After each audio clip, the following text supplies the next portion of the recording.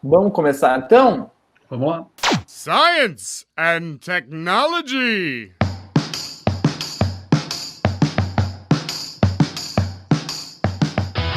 Bom, pessoal, estamos on com o primeiro Fóton do Ciencion. Esse daqui que vai ser um programa mensal com os principais fatos e notícias científicas daqui da UFABC e de qualquer lugar do mundo. Marcelo Pena é do GEC, né, do Guia dos Entusiastas da Ciência, que é lá da professora Paula, que já esteve com a gente aqui no episódio sobre divulgação científica. Ele está fazendo um projeto muito legal que chama Pop Science. Esse projeto fala basicamente... Ele dá dicas para o que você poderia fazer na sua quarentena. Bom, a intenção do Guia dos Entusiastas da Ciência, desde o começo, era desmistificar o papel do cientista, né? Que é muito visto como aquele cara louco, de jaleco, cabelo bagunçado. Então, por exemplo, já começando nisso, a gente fez o projeto Profissão Cientista, em que a gente entrevistava professores e pesquisadores no YouTube e no Facebook. Inclusive o professor Pedro já participou com a gente. Em virtude da pandemia, esse projeto está meio paralisado. No momento, por causa da quarentena, eu comecei com o Ciência Pop. E a minha intenção seria trazer 5 filmes, séries, animações, etc., por semana, para as pessoas terem alguma coisa para o tempo, alguma coisa para assistir. Justamente também porque nesses filmes, eu tento trazer sempre filmes em que ou um cientista ou a ciência em si é o foco. Então isso ajuda tanto, porque assim, a divulgação científica serve como porta de entrada para as pessoas na ciência. E esses filmes são também uma ferramenta de divulgação científica. E não é porque eu indico o filme, né? Isso também acho que as pessoas têm que entender. Não é porque a gente está indicando o filme que a gente está validando que 100% do que está ali está certo. Não é, né? A gente sabe que não é verdade isso, né? Tem que ter a parte romântica de tudo na vida. Então, mas é para você ter um primeiro contato, né? Não havia como a gente comentar ou falar sobre outra coisa que não que a gente vai falar agora. A gente está recebendo a professora Cláudia. O Ciencion, ele fala sobre a partícula elementar da ciência, que é o pesquisador, e sua forma de como que o pesquisador se comunica com a sociedade. A gente sempre tenta aqui falar de ciência, mas abordando alguns temas sociais. E é por isso que, para nós, é tão importante estudar um tema como este, o racismo, em um podcast sobre o mundo científico. Professora, eu gostaria de falar alguns nomes. A gente fez um pequeno levantamento bem singelo. João Pedro, 14 anos, morto em casa durante uma operação policial. Agatha Félix, de 8 anos, morta em setembro de 2019, dentro de uma perua. O Diogo Xavier, 16 anos, morto a caminho do treino de futebol. O Evaldo Rosa, 51 anos. Luciano Macedo, 27 anos, mortos em abril de 2019, após o carro do Evaldo ser alvejado com sua família inteira a bordo. O Marcos Vinícius, 14 anos, morto em junho de 2018, vestindo o uniforme da escola. Por que no Brasil a repercussão desses tipos de casos parece que não é tão grande? Ou parece que dá em pouca coisa? Talvez a revolta é no máximo uma hashtag do Twitter que sobe e só. E depois vamos para o próximo caso. A gente tem aqui esses casos que você leu e eu conseguiria te dizer mais uns 5, 6 nomes. Semelhanças que primeiro, pessoas pretas. Então, essas pessoas pretas são pessoas suspeitas. Outra coisa que a gente tem, morando em espaços periféricos. Então, quando a gente fala dos Estados Unidos, né, os Estados Unidos tem o bairro negro, a escola do negro, tem o espaço do negro. Aqui no Brasil, a gente diz que não tem isso, mas tem. Porque no espaço periférico, quem está, em sua grande maioria, são as pessoas negras. Por que a gente sobe uma hashtag, né? A gente não pode dizer que a gente compactua com essas situações de violência, mas ao mesmo tempo a gente diz que a gente entende por que essa violência acontece. E essa violência acontece porque, infelizmente, essa pessoa estava no lugar errado, na hora errada, mas havia uma perseguição policial para pegar um traficante. Uma perseguição a gente estava atrás do carro do bandido que assaltou e que vitimou não sei quantas pessoas, e aí o carro do Evaldo era um carro muito parecido com o carro da pessoa, então a gente alvejou porque a pessoa era perigosa. E a gente se acostuma com isso. Faz o quê? Faz uma semana, né, que a gente viu uma youtuber dizer que é normal que a gente ache que a gente se esconda ou que a gente atravesse a rua quando a gente vê uma pessoa negra, porque, afinal de contas, os negros cometem mais assassinatos, os negros cometem mais crimes. E aí, assim, é uma questão de conta, né, que eu acho uma conta muito engraçada, que a gente é a maioria para os crimes e é natural que a gente seja a maioria nos crimes.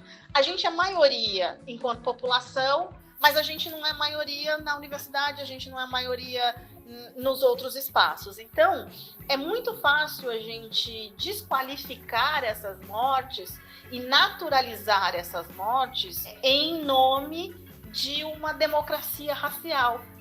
Não é pelo racismo, não foi a cor, não foi o tom da pele ou a cor da pele, foi o espaço onde elas estavam, a condição que elas estavam. Mas elas estavam correndo. A gente tem aí uma série de outros nomes que eu disse que a gente podia citar, de pessoas que a polícia matou, por exemplo, estava portando um instrumento musical, segurando algo que estava com um livro, mas que podia ser uma arma, né? Então é muito mais essa questão da própria abordagem. A gente é muito mais abordado. Então é muito mais fácil justificar, porque aqui a gente está com essa situação naturalizada. É natural, é normal. A mãe do menino Miguel, que não está citada aqui, né? Mas a mãe do menino Miguel de 5 anos, na reportagem, ela fez a seguinte declaração, né? Porque no momento em que foram fazer a reportagem com ela, a gente sabia o nome da criança, a idade da criança, o nome da mãe da criança, mas a gente não sabia o nome da patroa. E nem apareceu o rosto da patroa. E na reportagem que fizeram com ela, ela disse: se fosse o contrário, eu já estava presa e a minha foto já estava em todos os jornais. E já estava mesmo. A gente convidou um professor da UFABC que faz muito sucesso com um projeto de extensão chamado Weak Terms. Isso mesmo, a gente vai falar sobre cupins. Não como matar, mas como eles vivem. O objetivo do nosso projeto de extensão é mudar a visão das pessoas sobre os cupins, que praticamente todo mundo já ouviu falar dos cupins, né? Mas geralmente a gente ouve o lado negativo dos cupins, né? E a gente tenta mostrar que existe mais nos cupins do que o seu armário pode contar. Eu estava dando uma olhadinha no site que eu achei bem legal. Eu vi que você tem o cupim da semana. Quantas semanas a gente consegue ter de cupim da semana? Quantas espécies existem pra gente preencher semanas de cupins? Ó, eu vou começar da sua segunda pergunta. Hoje a gente conhece aproximadamente 3.000 espécies de cupins vivas. Parece um número grande, mas quando a gente fala de insetos, isso é um número relativamente pequeno. Se você parar para ver, por exemplo, besouros, existem mais de 400.000 espécies de besouros. De moscas e mosquitos, que é uma outra ordem de insetos, também existem mais de 100.000 espécies. Então, o grupo dos cupins, em número de espécies, eles são relativamente pequenos. 3.000 é pouco para inseto, mas é muito para quem não está acostumado. Olha, eu acabei de fazer a conta aqui no Google, 3.000 semanas dá 57 anos, então eu acho que você vai ter bastante... A gente tem trabalho pela frente. Hoje a gente vai falar sobre um projeto super bacana aqui da UFABC, um projeto que está fazendo bastante sucesso, ajudando o pessoal aqui da nossa região, é o Covidata. E a gente vai falar com a professora Fernanda Almeida, que o Covidata está no covidata.ufabc.edu.br. Você entra lá e faz a sua triagem. Isso. Só do grande ABC. Não, qualquer pessoa do Brasil inteiro ela pode fazer. Vai identificar os níveis de suspeita. Apenas para a região do ABC é que a gente consegue direcionar para as prefeituras. Para as prefeituras que têm parceria garantida. Antes, todas as prefeituras, mas aí uma já tem o seu sistema de monitoramento, né? Então, somente para as prefeituras que são mais carentes, que a gente manda os cadastros para Rio Grande da Serra e Ribeirão Pires, diretamente. E as outras, se quiserem também receber cadastros, a gente abre a plataforma, gera o cadastro, e essa prefeitura recebe para fazer o monitoramento também. E é legal que no site você pode acompanhar, você tem um mapazinho, né? Daí você vê ao redor da sua região onde tem mais casos ou mais suspeitas de casos e menos suspeitas de casos, né? Isso. Vale ressaltar que a plataforma Covidata, ela não é uma ferramenta de diagnóstico, tá? Ela é uma ferramenta de identificação de casos suspeitos com maior risco de ter sido infectado pelo coronavírus. A plataforma pode ser feita para qualquer pessoa, de qualquer lugar do Brasil e do mundo. Nós temos dados de fora do Brasil também. Primeira semana da triagem, quando nós fizemos o mapa, tinha gente dos Estados Unidos, tinha gente de Israel, tinha gente, acho que da Venezuela, de tudo quanto é lugar do mundo tinha gente. No início, a gente teve uma grande aceitação do público. Então, na primeira semana, acho que nos primeiros dias, no primeiro dia do Covidata lançado, a gente teve 1000 triagens, assim, logo na primeira hora, praticamente, do Covidata foram 1000 triagens. O servidor da UFBC até deu uma balançada, né? O Vitor me mandou mensagem, olha, o servidor deu balançada lá, e quem vai fazer? Aí eu falei, aumenta o núcleo. A gente achou que ia ter mais de 1000 triagens por dia, né? Mas não, isso não aconteceu. E por que não aconteceu? Por causa das divulgações, né, sobre a minimização do que é uma pandemia no cenário nacional. Impacta diretamente em qualquer trabalho que tenta fazer com que as pessoas tenham consciência do que é uma pandemia e para ajudar essas pessoas. Quando elas não compreendem que existe um perigo iminente, né, então, assim, conscientizar as pessoas, fazer com que as pessoas usem a ferramenta, esse é o nosso maior desafio hoje. Sequência esse ano bem atípico, a comunidade da UFABC e muitas universidades pelo Brasil estão se preparando para começar outro quadrimestre, mais uma vez de maneira não presencial. Boas práticas para o ensino mediado por tecnologias para alunos e professores, a gente vai falar hoje com a professora Juliana Braga. Na sua opinião, qual que é o maior desafio para os alunos que estão passando por esse período de aulas remotas e também qual é o maior desafio para os professores? Às vezes pode ser que seja o mesmo desafio, às vezes são desafios diferentes, porque um tem que preparar, o outro tem que receber a aula, né? Como que é isso? O primeiro grande desafio é a desigualdade digital. Mas então vamos considerar que esse desafio foi vencido, ou seja, que os alunos, os professores, eles têm ali boas condições, né, para o ensino remoto. Então, dentro desse escopo, eu acho que para o aluno um grande desafio é conseguir planejar as atividades remotas. Ele vai precisar planejar não somente de assistir a uma videoaula ou ler um conteúdo, até escutar um podcast que o professor disponibilizou, mas também planejar em que momento ele vai realizar as entregas das atividades práticas que um professor define para ele, que ele vai ter que entregar mais atividades e vai ter sempre um prazo. Então, eu acho que esse é um primeiro desafio. Já para o docente, eu acredito que um grande desafio é pensar em estratégias pedagógicas que mantenham o aluno engajado no curso, o aluno motivado com o curso. Então, assim, se a estratégia pedagógica do docente for simplesmente replicar a sala de aula presencial para o remoto, esse desafio com certeza não vai ser vencido. Vai ficar muito chato assistir a videoaula ou ler o PDF. Ele precisa pensar fora da caixa em termos de estratégias pedagógicas. Para ele vencer esse desafio, é super importante que ele faça uma capacitação, que é o que já está ocorrendo, que aí essa capacitação vai apresentar para ele estratégias pedagógicas inovadoras, e além disso, o docente ele precisa manter a comunicação com os alunos. A comunicação com os alunos no ensino remoto é fundamental.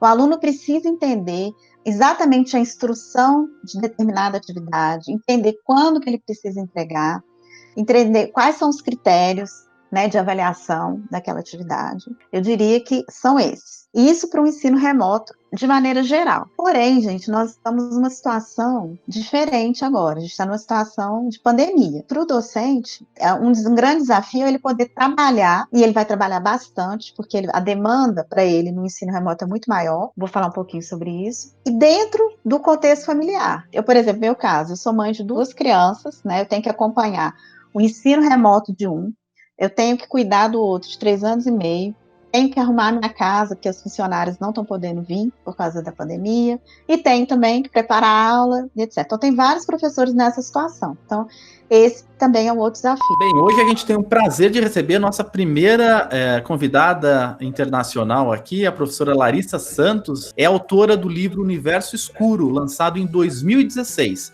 que pode ser adquirido gratuitamente pela internet. A gente vai deixar o link aqui, a postagem desse site, e recentemente iniciou um canal super bacana que vocês devem seguir lá no YouTube, chamado Bariogênese. Ainda falando em divulgação, Larissa, tem alguém que você se inspira, que você admira, assim, nesse sentido, que te ajudou bastante nessa coisa de divulgação científica, de ser youtuber? Tem alguém que... Na verdade, quem me inspirou foi o Stephen Hawking, né? Eu acho que todo mundo da minha geração.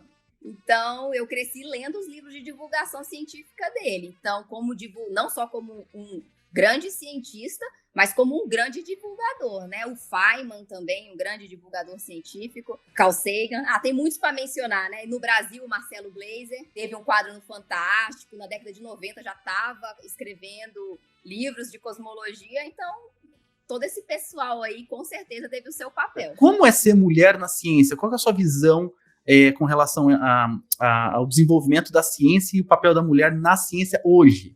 A gente viu um progresso muito grande, né? Sem mencionar os Nobéis agora, tanto de física quanto de química, né? 2 mulheres para o de química e uma mulher para o de física. Então, eu acho que tem sim um progresso. Dependendo das nações, existe ainda uma orientação mais masculina. Eu acho que no mundo inteiro ainda existe. Até em divulgadores científicos. Mas eu acho que aos poucos as coisas estão mudando.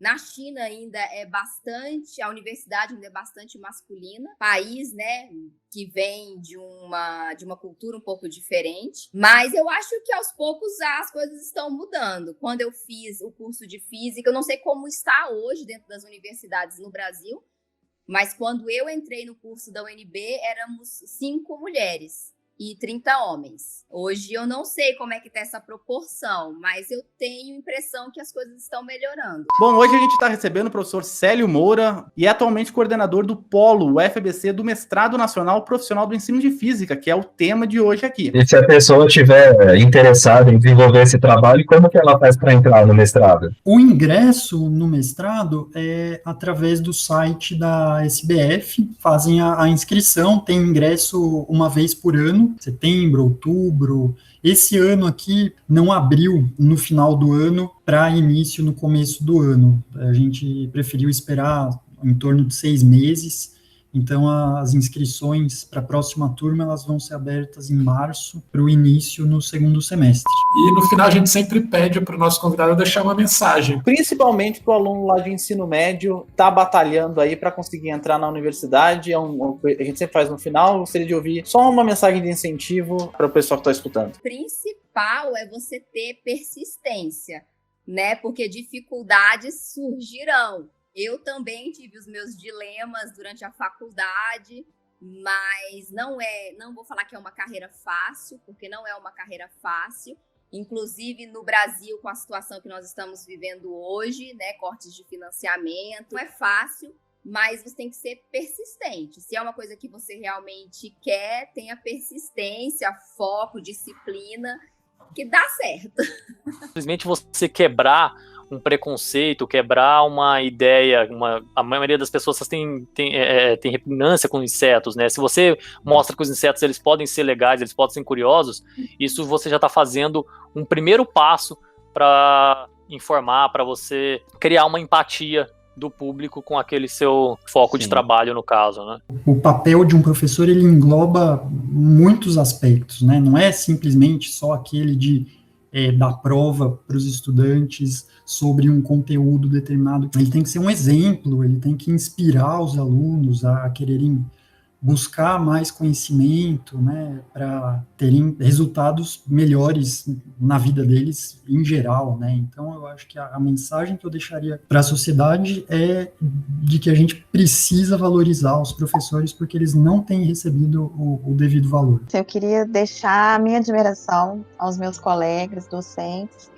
aos professores, né, dos meus filhos, dos professores, que eles estão tendo um esforço tão grande para manter o ensino, sabe, nessa situação, porque eles estão tendo que fazer tudo isso dentro de casa, com família, às vezes não o melhor, né, mas é o melhor que a gente está podendo. Então, assim, deixar a minha admiração por essas pessoas, e eu queria, assim, deixar uma mensagem, assim, ter empatia, os alunos terem empatia pela situação dos professores e os professores terem empatia pela situação do aluno, serem flexíveis, né, entender o contexto de cada um, serem mais humanos. Então essa que é a mensagem que eu queria deixar. Para os alunos que estão entrando no UFABC, primeira coisa, a UFABC assusta, mas ela é uma universidade diferente, onde você sai com conhecimento muito amplo. Estudem, né, se dediquem, não critiquem, critiquem criticamente, mas não critique arbitrariamente. A gente tem que ter senso crítico, né? Pensar do que a pessoa que está ali, ela só conseguiu estar em algum momento da vida dela porque ela se dedicou em algum momento, se dedicou àquilo, né?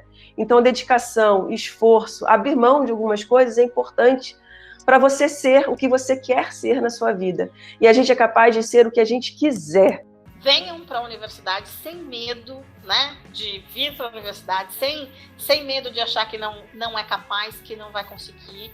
A universidade, principalmente a universidade pública, é um espaço que é seu.